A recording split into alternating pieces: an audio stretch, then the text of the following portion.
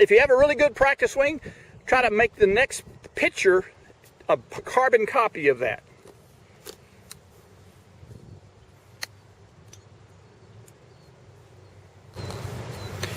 Now, Evelyn, is this a club you would use somewhat commonly around the green? I would use my sand wedge this close. Okay.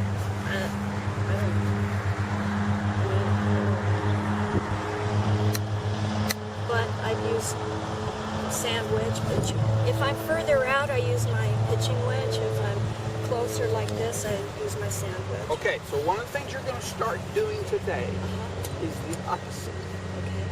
The closer you are, the less loft I want you to use. Okay.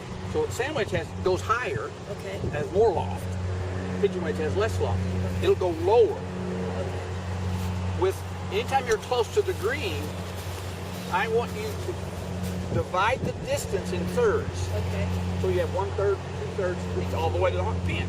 Divide it in thirds. I want you to, you're thinking about hitting the ball in the air for the first 1/3. Okay.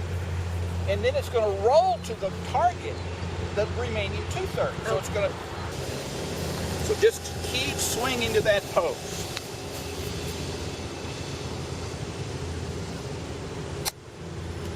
And even though a lot of these are hitting in short of the green, they're rolling onto the green because of the lower loft. It's going forward, it's not going high, it's stopping short. A lot of the courses we play in Vegas have really tight fairways right up to the edge of the green. And this allows you to hit these low running shots onto the green without a big complicated swing. So let's go ahead and do some practice swings. It'll have a slightly bigger follow through, slightly longer, and hold your finish and kind of identify where it finishes. It might finish just a few inches higher than your other one.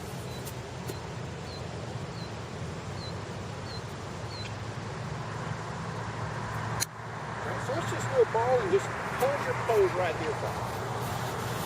Just swing to that slightly longer. It's almost like you're pitching the ball with your right hand. Good. Okay, just keep working with that technique.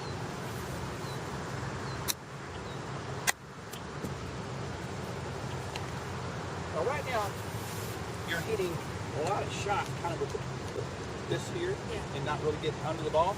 So let me see some practice swings where you're brushing. Yeah. Yes. Yes. That's really good technique there, Tom.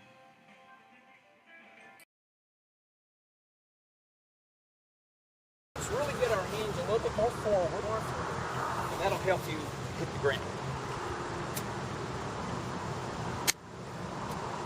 Different feel? Yeah.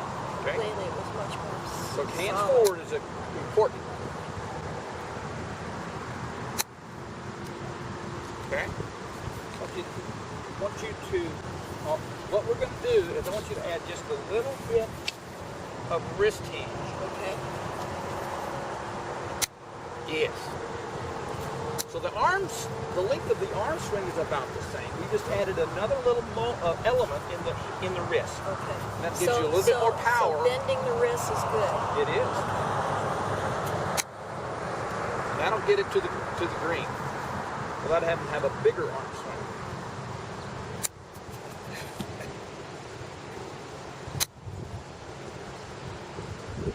Good. Feel difference? Yeah. You don't own that technique, but you can own it. That's a good one there, Tom. Very good. And just swish it. Just swat that like you're swatting a bee. The tee? The tee. Try to break it, but you're trying to break the top of the tee, not the ground. Okay. Good. Just keep hitting that tee, just like that. Good. Hit the next tee.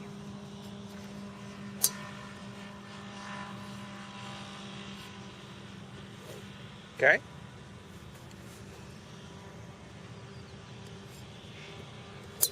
Good. Swing at it again.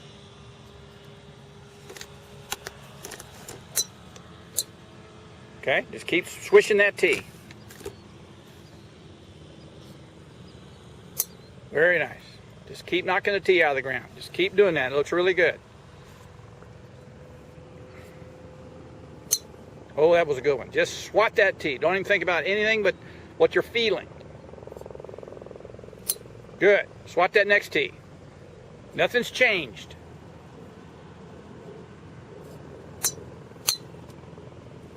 Now you'll notice you didn't knock the tee out of the ground. Okay? So, and that's very common. Is that tee higher than you're normally used to? Yep.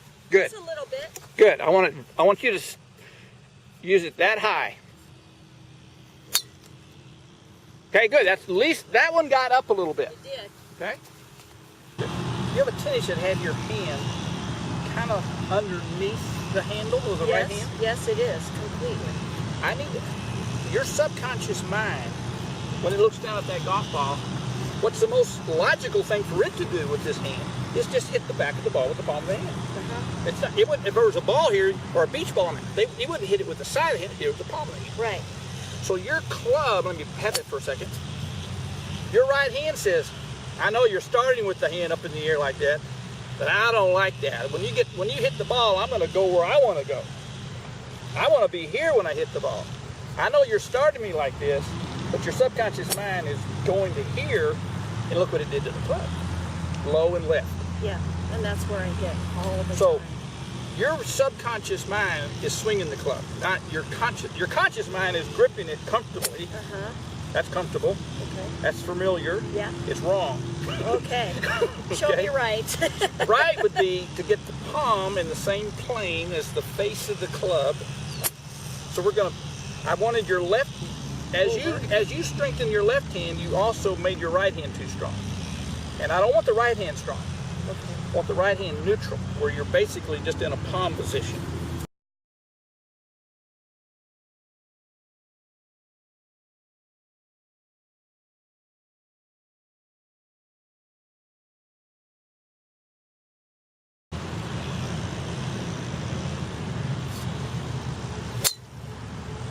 Okay, starting to get that's a very low shot, but it's actually one of your highest so far. Yeah.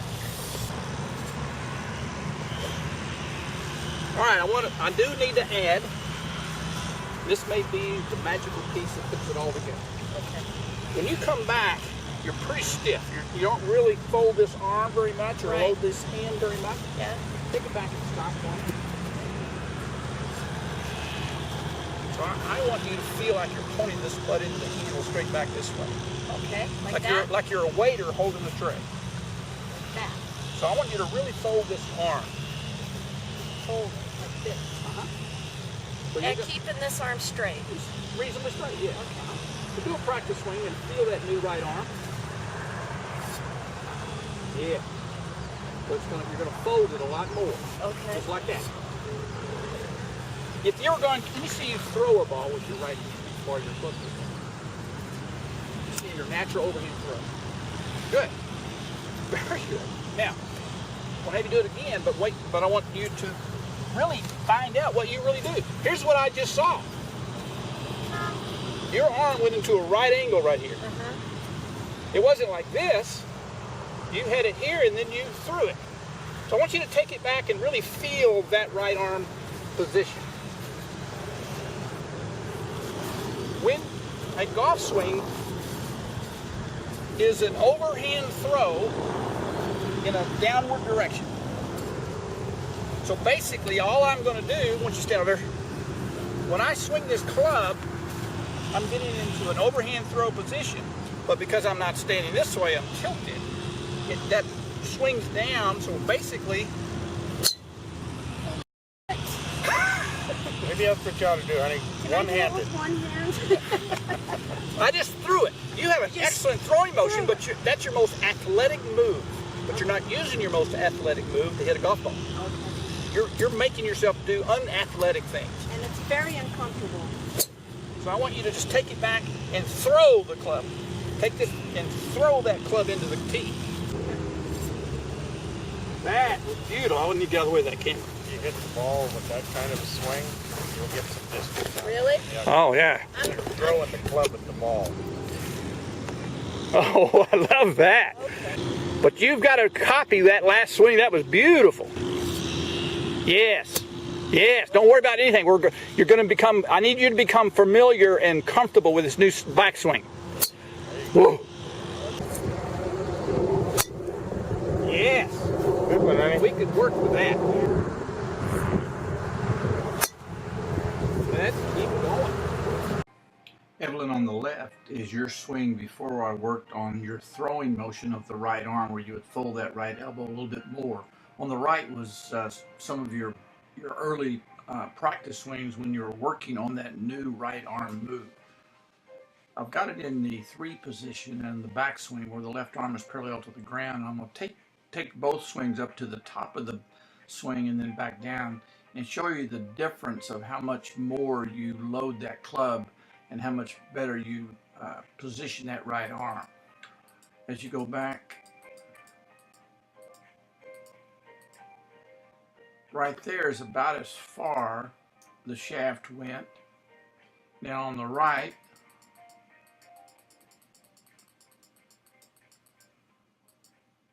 just a much better load there. So you're really loaded up more and you're going to have more club head speed with that set. Okay, Evelyn, this is your swing after you made the adjustment of the right arm and changing the grip of your right hand. All of your shots were kind of going low and left. They weren't getting very high and they were just rolling on the ground. They didn't get up in the air at all. This is the first ball that you hit with your new swing.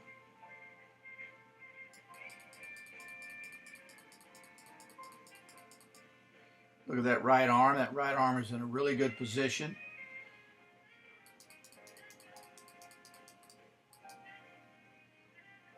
And let's follow that ball. There's the ball. It's getting up in the air.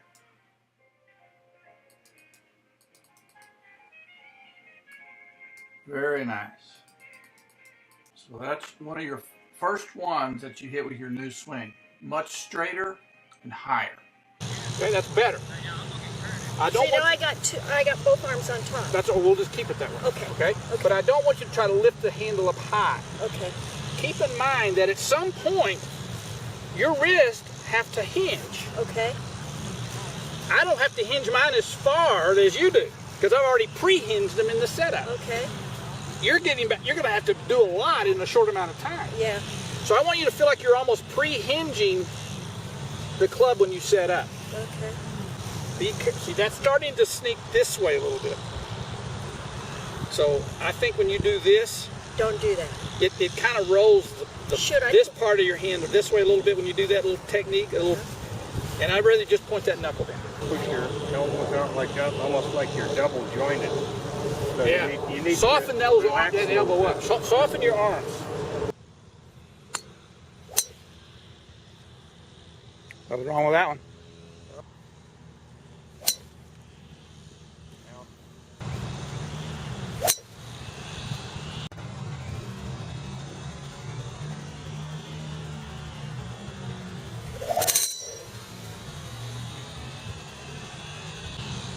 That's not what's causing your double bogey. That swing. No. Your best shot is good enough to shoot really low. Like I'll easily in the 80s. sometimes hit it at the base, low, and so it'll go this way. But mostly, I don't have too much of an issue with that.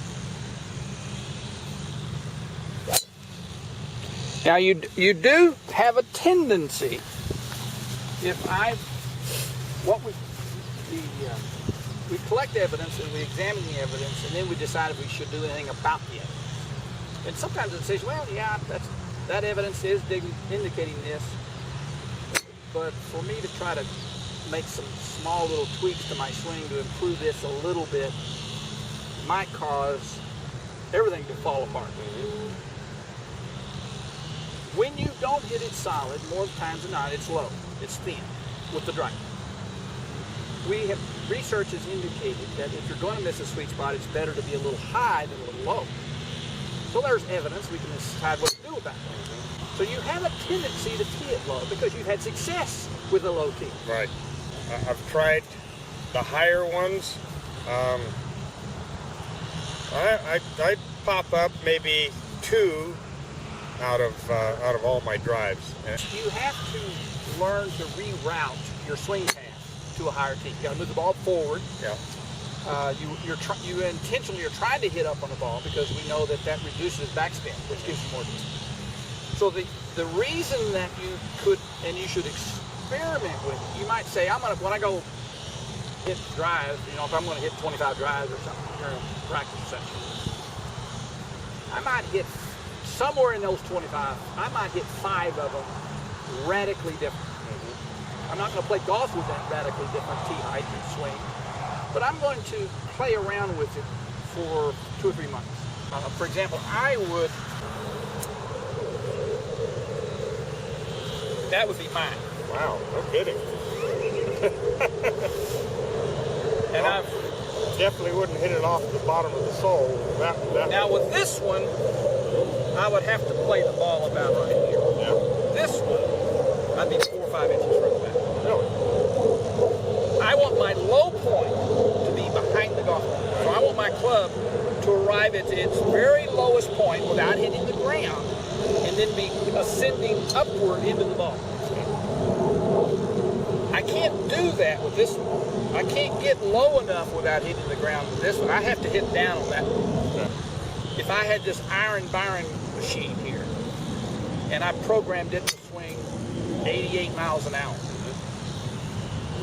and I set that tee down and I structured this machine to hit that ball consistently, but the low point has to be a different location. And without changing club head speed, but simply did this and readjust the machine so it's hitting on hip, there's going to be a 20-yard difference. In Distance. really? Okay, so bottom line, I should try to tee it up a little higher. Try. That's the key word here. So that's my theory that I need you to test. I've done the test for me, and it works for me. I hit it further when I tee it higher and move it forward. I didn't always do that. But after reading the research, I said, I'm certainly going to try it. Now, if you hit 10 in a row, the best drive you ever hit in your life, I'm going to say, yeah, on the golf course, I want you to keep doing that high tee. Now, I don't think that's going to happen. It's too big of an adjustment. But and that may be, let's split the difference. It's going to go quite as high as I was, a little higher than what you used to. So you definitely want to hit it high. Now, your subconscious mind is going to have to really do figuring some things out here. It's saying, I'll figure it out, but you got to give me more than one swing. Let's play it off your left toe.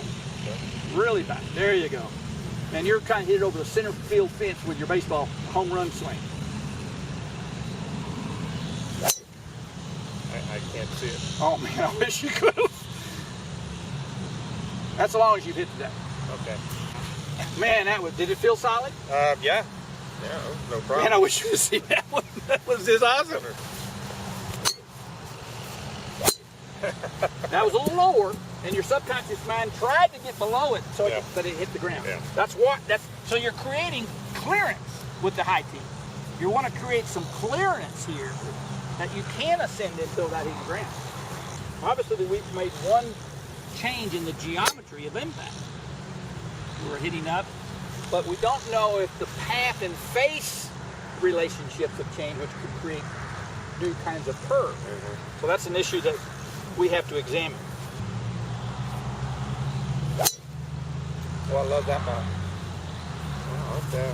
I guess I'm going to try that. Now, you're still going to have the fade. Definitely getting more loft than I was before. So let's do a couple of practice swings, and I want you to feel like you're not lifting the club up above your head and shoulders. You're almost swinging around behind your back. You're real round and flat. So I want you to feel like you're swinging in a circle around your spine. Really, turn and swing in a circle. Coming in from the inside a little bit more. Okay, they're crooked, but man, they're going. They get out there. They're getting out there really good. But they're not cuts, they are now straight pushes, which means the path is more to the right than it was before. Now, I don't want to mess up your game today. I want you to hit some balls maybe small traces of what we worked on will show up in your comfortable swing today. Okay. I would like you to experiment today with a higher tee. Okay. Maybe not as high. You don't need to experiment with a new backswing for the drive. Okay. My goal for you today wasn't so much to change the way you move, but change the tee height so that that same move could produce a more optimal result by just improving without increasing your club head speed. I knew that if you could just change the downward attack angle to an upward attack angle, that by itself is going to give you more distance. Okay. Nothing wrong with that ball. Oh, I like that one.